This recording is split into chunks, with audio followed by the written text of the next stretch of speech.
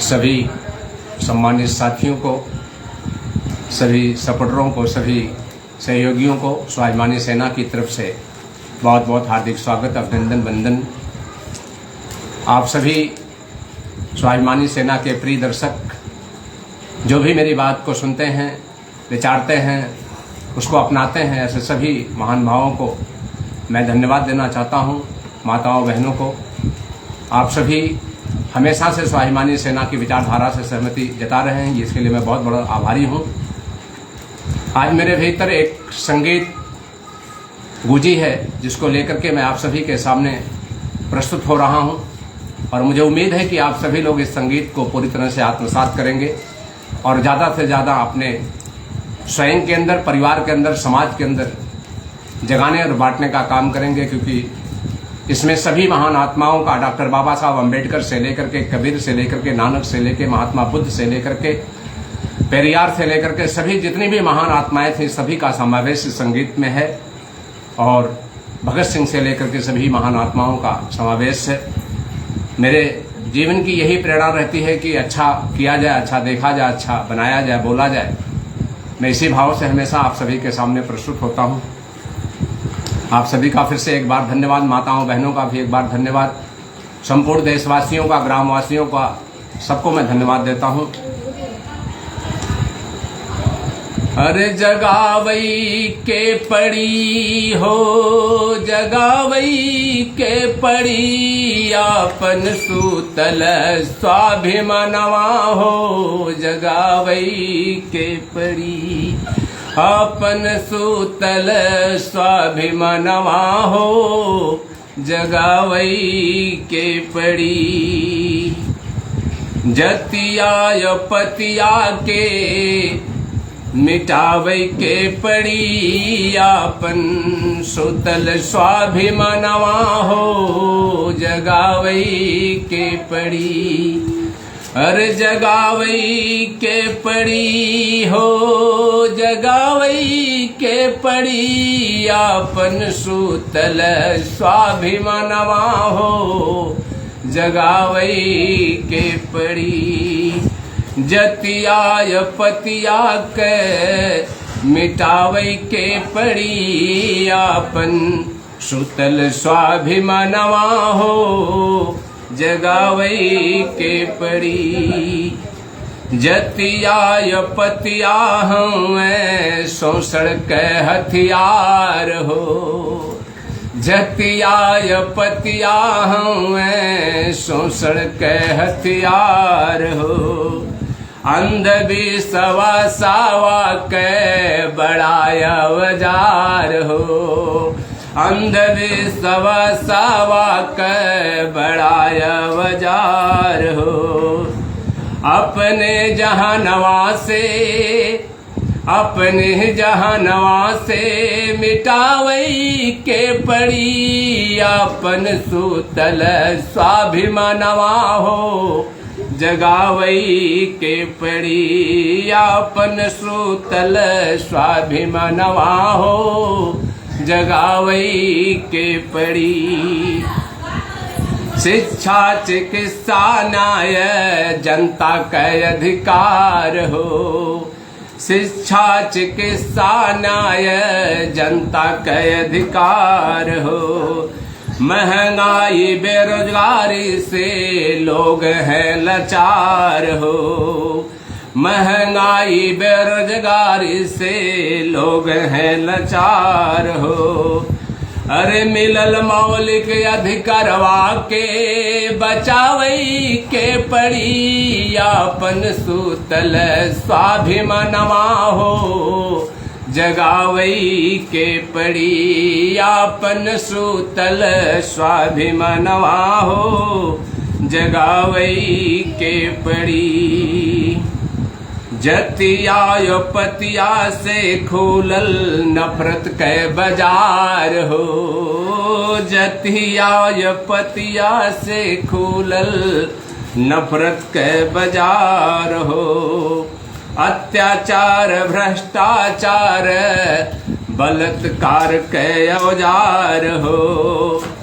अरे महात्मा बुद्ध के ज्ञानवा के महात्मा बुद्ध के ज्ञानवा के अपनावई के पड़ी आपन सुतल स्वाभिमानवा हो जगावई के पड़ी आपन सुतल स्वाभिमानवा हो जगावई के पड़ी अर्जतिया पतिया के मिटावई के पड़ी आपन सुतल स्वाभिमानवा हो जगावई के पड़ी शिक्षा के बिना नहीं हुई है सुधार हो शिक्षा के बिना नहीं हुई है सुधार हो गरीबी लाचारी मिटावे के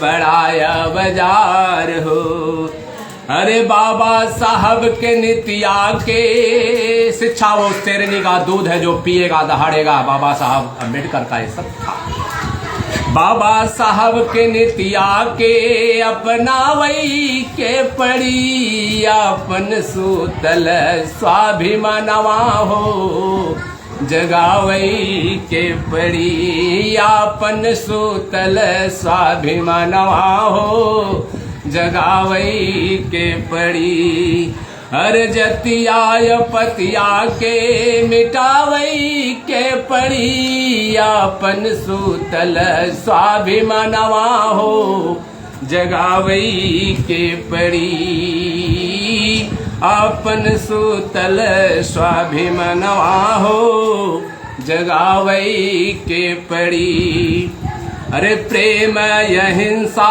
सत्य वाणी स्वाभिमान हो प्रेम अहिंसा सत्य वाणी स्वाभिमान हो तनिको न देखे यह में कौनो अभिमान हो तनिको न देखे कौनो यह में अभिमान हो अरे बाबा कबीर नानक बाबा कबीर नानक गाड़गे के रितिया के अपनावई के पड़ी आपन सुतल स्वाभिमानवा हो जगावई के पड़ी आपन सुतल स्वाभिमानवा हो जगावई के पड़ी अर्जतिया पतिया के मिटावई के पड़ी आपन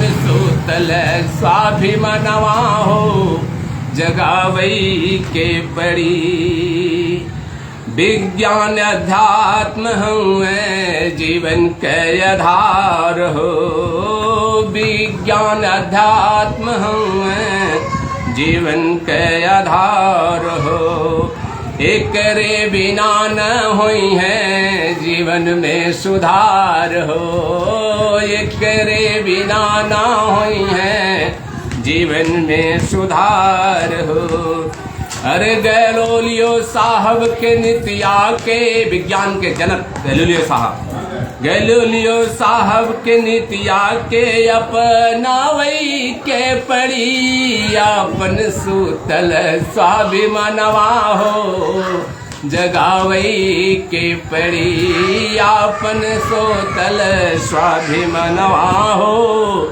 जगावई के पड़ी अर्जतिया पतिया के मिटावई के पड़ी आपन सुतल स्वाभिमानवा हो जगावई के पड़ी जागा जवान जागा जागा किसान हो जागा जवान जागा जागा किसान हो जागा माता बहना जागा जागा नौजवान हो अरे बाबा साहब द्वारा मिलल संविधानवा के बचावई के पड़ी आपन सुतल स्वाभिमानवा हो जगावई के पड़ी आपन सुतल स्वाभिमानवा हो जगावई के पड़ी जतिया पतिया के मिटावई के पड़ी, आपन सूतल स्वाभिमानवा हो जगावई के पड़ी, आपन सूतल स्वाभिमानवा हो जगावई के पड़ी। बहुत बहुत धन्यवाद सभी को। नमो बुद्धाय, प्रणाम, वाहेगुरु, सलाम वालेकुम। सभी जनता जनार्दन को मेरा बहुत बहुत नमस्कार, बहुत बहुत प्रणाम। आप सभी को बहुत बहुत धन्यवाद, आप सभी दर्शकों का, सभी सहयोगों का। जय हिंद, जय स्वाभिमान, जय भीम। धन्यवाद।